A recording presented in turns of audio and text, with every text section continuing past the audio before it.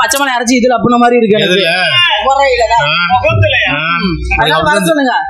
பார்த்த உடனே நீ 1 மணி நேரம் பண்ணி நீங்க பெரிய பப்புன்னு சொன்னீங்க.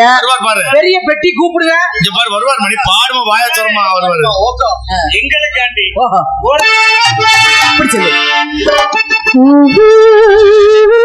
அடிச்சு காட்டுவாங்களோ அது மாதிரி ஆம்பளைக்கு நாங்க அப்படியே 2 கால்ல சந்தனத்தை பூச்சி அந்த தண்ணியை தூக்கி எங்க உச்சந்தல்ல ஊத்திக்கிட்டு அப்படியே போவாங்களா? தமிழின் பண்பாடு. அப்படி ஒண்ணு பண்பாடு கிடையாது. ஆணுக்கு பெண் மரியாதை கொடுக்கணும். அப்படி என்ன சட்டம் இல்ல. ஆணுக்கு பெண் சரிசமம். நீங்க வாய் பேசலாம். கோயிலுக்கு போகையில விபூதி வச்சுட்டு போலாம். கல்யாணத்துக்கு போகையில நல்ல காரியத்துக்கு போகையில போலாம். இறந்த வீட்டுக்கு போகையில விபூதி இருந்தாலும் அது துணியில தொடச்சிட்டு வெறும் நெத்தியதான் போகணும். ஏண்டி செத்த வீட்டுக்கு நம்ம விபூதி வச்சுட்டு போக கூடாதுங்கிற பணத்துக்கு இத்தனை பட்டை அடிச்சு உட்கார வச்சு பச்சை மலை அரைச்சி இதுல அப்படின மாதிரி இருக்கு எனக்கு. பார்த்த உடனே நீ 1 மணி நேரம் பண்ணி நீங்க பெரிய பப்புன்னு சொன்னீங்க. பெரிய பெட்டி கூப்பிடுங்க. இங்க பாரு வருவார் மணி பாடுமா வாய தரமா வருவாரு. எங்களுக்காண்டி அப்படி சொல்லு.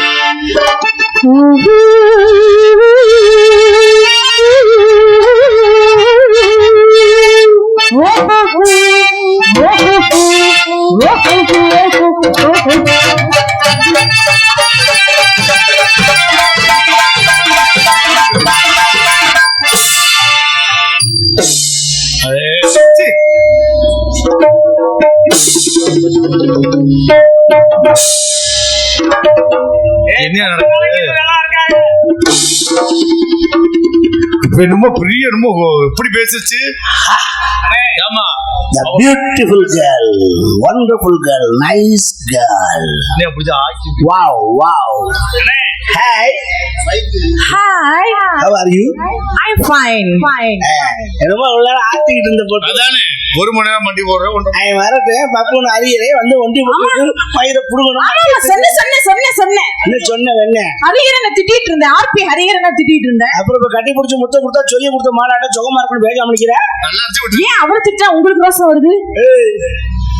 அந்த அரியணை ஈர வெங்காயம் வேற யாரும் இல்ல. நான் கட்டு போச்சு.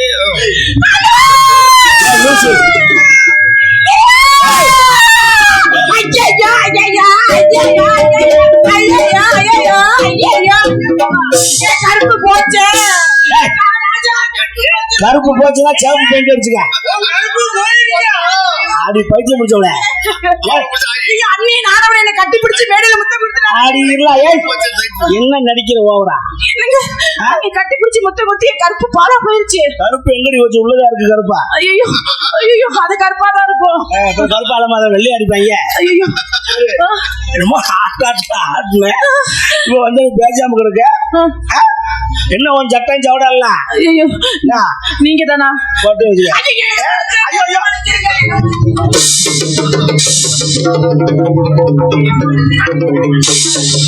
ஒரு மணி நேரம் மண்டி போறேன்.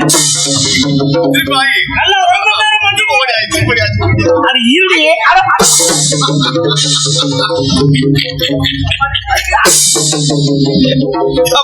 அது என்ன விளையாட்டு ஜாமானா? அட மன்னிச்சுட்டு விடுறி. ஐயோ அது காலை புடிச்சு மன்னிப்பு கேட்பாங்க. நீ என்ன கோல பெரிய பப்புனாரா ஆர்பி ஹரிஹரன் அரசியா பேசுறேன். என்னை மன்னிச்சு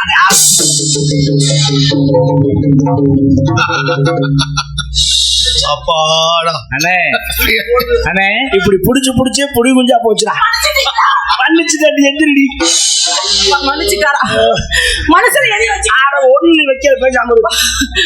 ஐயோ நான் வேணா 1 மணி நேரம் அது ஒண்ணு நீ ஒண்ணு புடுங்கடா. கையோட எடுத்துட்டு போயிடுவாங்க. சொல்ல மாட்டேன் இவர்தான் ஹரிஹரன். என்ன அதை மதிக்கவே மாட்டேங்குது ஒரு பிள்ளையோட. மதிக்க ஒண்ணு அவ இப்படி புடிச்சிட்டு தொங்குனா அப்புறம் எப்படி அமைக்கிறது? இனிமே நான் உங்களை எந்த மேடையில அப்படி பேச மாட்டேன். ஐயோ வாயில போடு. அப்ப நீ மண்டி ஓடு. வாயில ஓடு மண்டி ஓடு. பொம்பளை பாரு பொம்பளை. என்னங்க அவ்வளவு வாய் பேசுறவ நான் கட்டி பிடிக்கும்போது பேசாம இருந்தீங்க. அது மட்டும் என்ன தொட்டு தாலி கட்டின என் ஒரிஜினல் புருஷ மாதிரியே இருந்துச்சு. அதுதான்டா நம்ம யோகா. நான் யார கட்டி பிடிச்சாலும் அவன் புருஷன் பிடிச்ச மாதிரியே இருக்கேன். எது அதுக்காக கேரளால போய் தகுடு வந்துருச்சு தொடையில பதிச்சிருக்கேன். அப்ப அதுதான் இவ்வளவு நேரம் தட்டுப்பட்டுச்சா? அது இந்த சீன். அது தகுதி வெளியே தெரியாது. ஆஹா பதிஞ்சு கிடக்கு. ஓ மூக்குல இது ராடு. ஆள பாரு ஆள. ராடு வேற ராடு. வாயங்க பேச்சு பேச்சா பேசுற. என்ன என்ன சவுண்ட் கூடுது? என்ன நீ ஓடுற? என்ன பண்ணுவ? ஏய் சங்க அடிச்சு நசுக்கி போடு. என்ன ஓவரா போற? பான பாரு ஒளிப்பான. ஏய் குணம் தெரியாது.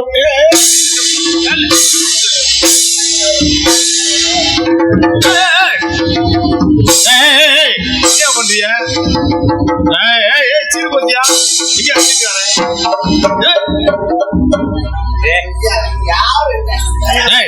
என்ன பண்ணு அப்பா?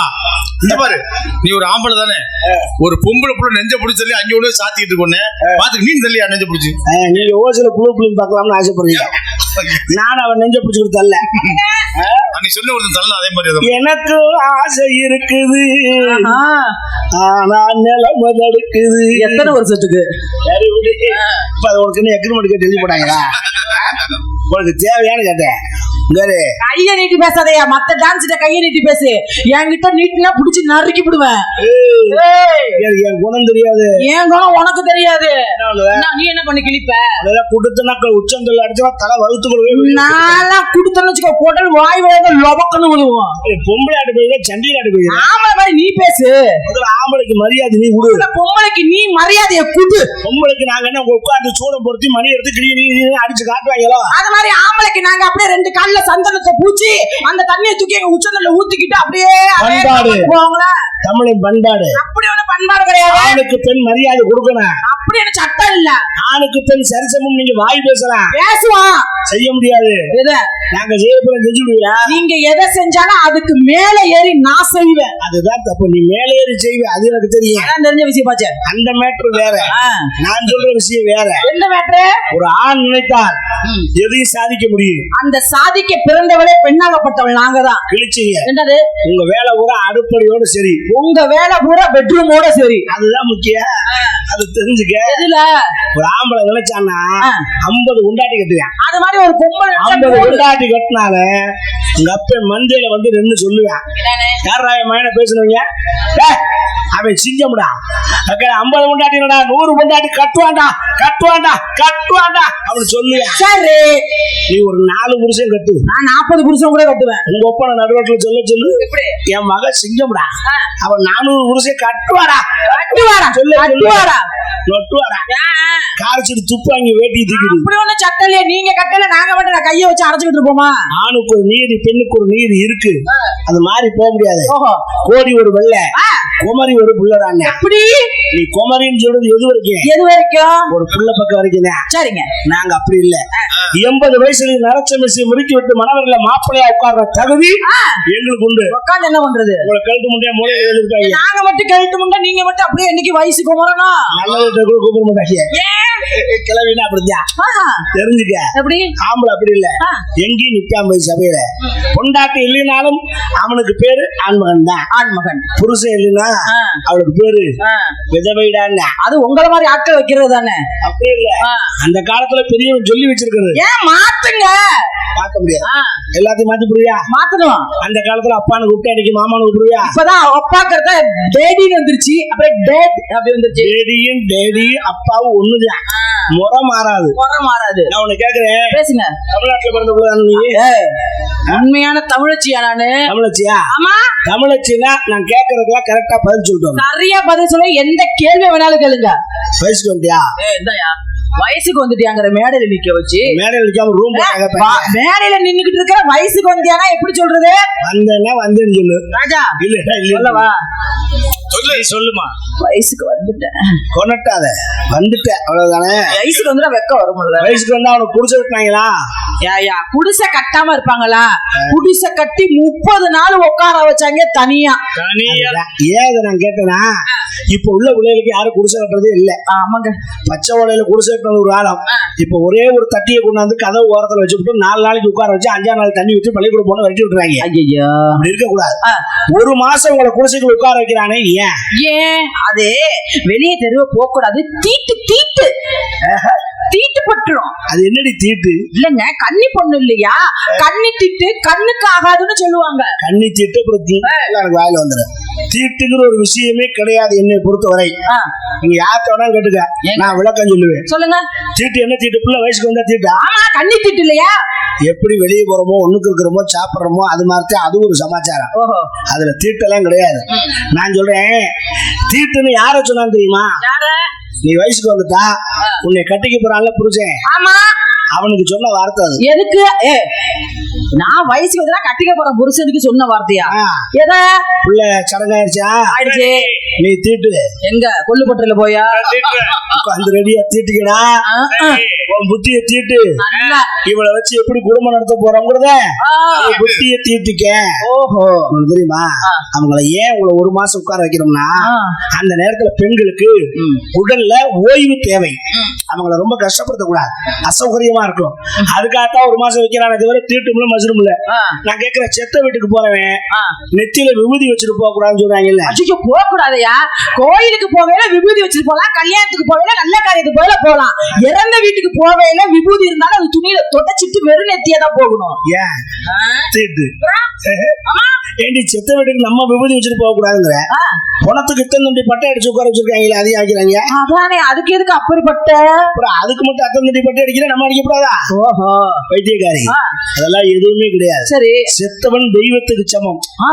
அப்ப சாமி இருக்க வீட்டுக்கு தான் நம்ம போறோம். அப்படியா? அப்படியே நம்ம விபூதி வச்சுட்டு போக கூடாது. இனிமே நான் பட்டையை போட்டுட்டு போறேங்க. கேக்குறேன், நீ பட்டையை போடுற கொட்டையை போடுற அது அப்புறம் இருக்கட்டும். சரி, வயசுக்கு வந்து குடிசை கட்டினாங்கல்ல, ஜாமா போட்டாங்களா? ஆமா, 3 ஜாமா போட்டாங்க. போட்டிருப்பாங்க. ஒரு உலக்க, அதே விளக்கமாறு, ஆமா, ஒரு கருக்கருவா, அதேதான் போட்டானா? வரிசையா போட்டாங்க. ஏன்? அது வந்து பேய் பிசாசு வந்து எங்களை அண்டிட கூடாது அப்படிங்கிறதுக்காக. இரும்பு பார்த்தா பேய் பயந்துரும், விளக்கமாற பார்த்தா பேய் பயந்துரும். பேய் விளக்கமா தெரி வாங்கிருக்கோம், அதுதான் பயந்துருமா? அதெல்லாம் கிடையாது. அது போடுற விஷயமே வேற. என்னது இப்ப சொல்றேன், அதை தெரிஞ்சுக்க. நீ குடிசைக்குள்ள இருந்து வெளியே வர்ற பத்தியா? ஆமா. அப்ப வரும்போதெல்லாம் அந்த உலக்கையே அப்படி கால்ல தாண்டி தான் வரும். தாண்டி தான் வந்தேன். அதுதான் சம்பிரதாயம். அது ஏன் அப்படி தாண்டும் போது 2 காலுக்கு நடுவே உலக்க கிடக்கும். கடந்துச்சு. அப்ப நீ மனசுல நினைக்கணும், என்னன்னு இந்த மாதிரி உலக்க போட்டு வேலை பார்க்கறதுக்கு நம்ம ரெடி ஆயிட்டோம். இனிமேல் வீட்டுல மாவு அடிக்கணும், கம்பு அடிக்கணும், நெல்லு குத்தணும், உலக்க பிடிச்சு வேலை பார்க்கற பொறுப்பு நமக்கு வந்துருச்சு. அந்த விளக்கமாறு ஏன் போடுறேன்? அதானே, அது எதுக்கு இந்த விளக்கமாறு? அதான் முக்கியமே.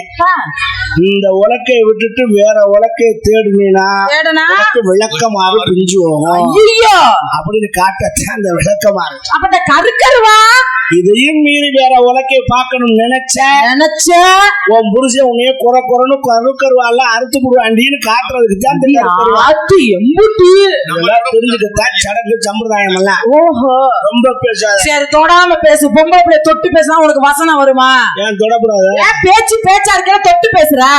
அன்னைக்கெல்லாம் போட்டு அமுக்கணும் திறந்த நீ தினமும் ஒரு பிள்ளைய சந்திக்கிற. எந்த பிள்ளைய அமுக்கிட்டு என்னைய சொல்லுவியா? என்னமோ தெரியல, யாரும் அமுக்குனாலும் எனக்கு உன்னை அமுக்குற மாதிரி எனக்கு குழப்ப கெடுக்குது. நீ வேணா கை தட்டிக்க பாரு. சரி, விடு. ஹலோ, ஆமா, நீங்க என்ன பண்ணிட்டு இருக்க? வியாபாரம் பண்ணிட்டு இருக்கேன். தொழில் பண்றியா? நீ பிசினஸ் தொழில் கிட்ட வரியா? ஆமா, நான் 7 வயசுல எழுதிவிட்டேன்.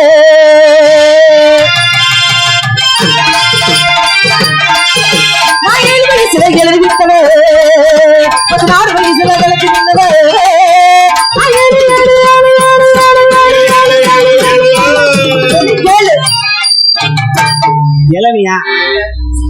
இளநியா தர்பூசணியா? ஏன் உங்க கண்ணுக்கு எப்படி தெரியுது? சைஸ் கூட தெரியுதேன்னு கேட்டேன். அது ஒவ்வொரு நாளைக்கு சைஸ் குறையும் ஏறும். அது எப்படி? ஏன் காரணம்? அது பார்வையை பொறுத்து. என்ன விலை? ஒரு இளநீ 2000 ரூபாய், 2 இளநீ 4000 ரூபாய். காலையில MBS கொடுப்பாரு. தாராளமா 5000 கொடுக்கலாம். ஒன்னொன்னு விட்டு கொட்டாச்சி வச்சுக்கிட்டு வந்து எனக்கு 2000 கொடு 3000 கொடு. கொட்டாச்சி கூட கிடையாது, அதையும் தான் விட மாட்டேங்கிறீங்க.